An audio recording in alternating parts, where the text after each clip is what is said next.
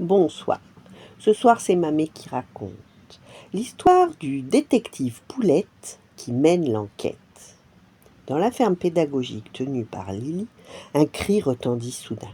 Cocotte, cocotte! Complètement affolée, Cocotte bat des ailes au milieu du poulailler. On a volé mes 2 œufs adorés. La toute jeune Poulette s'empresse de la rassurer. Mais t'inquiète, je vais sortir mener l'enquête.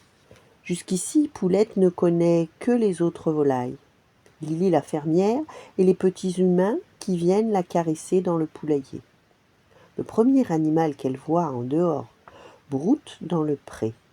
Tremblante, elle balbutie Bonjour, ô grande dame à cornes, auriez-vous pris les œufs de Cocotte ?» La vache lui répond la bouche pleine d'herbe. Meuh, des œufs? Mais qu'est-ce que je ferais de ces machins-là, moi? Ça ne se mâchouille même pas. De toute façon, vu sa taille, la vache n'aurait pas pu entrer dans le poulailler. Poulette poursuit donc son enquête. Plus loin dans la cour, elle aperçoit un groupe d'animaux à plumes blanches. Oh, on dirait des poules, mais pas tout à fait. Toute contente, elle s'avance vers eux. Bonjour, animaux qui me ressemblent. Je voudrais savoir si vous aviez vu 2 œufs dans le quartier. L'une des oies lui lance un regard noir. Comment oses-tu nous déranger? Tu vas le regretter. Elle cacarde, crac, crac, crac, imitée par ses congénères, puis tout ensemble et le bec grand ouvert, elle s'élance à la poursuite de Poulette qui déguerpit. Au secours, au secours! Heureusement, elle réussit à se cacher dans un enclos. Ouf, j'ai eu chaud. À peine s'est-elle remise de ses émotions qu'un nouvel animal apparaît, recouvert de boue jusqu'au nez. Gron, gron. Poulette s'apprête à décamper, mais l'animal la supplie. Non, ne t'en va pas, je suis toujours toute seule ici. La pauvre.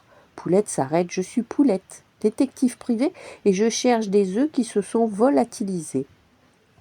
La truie réfléchit. Moi, c'est Rosie, la truie. Et pour les œufs, si j'étais toi, j'irais voir là-bas.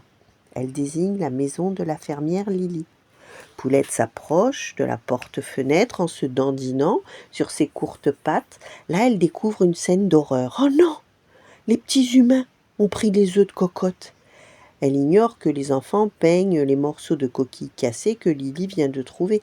Tête basse, Poulette décide de rentrer. C'est alors qu'elle entend des piou-piou, piou-piou derrière le poulailler.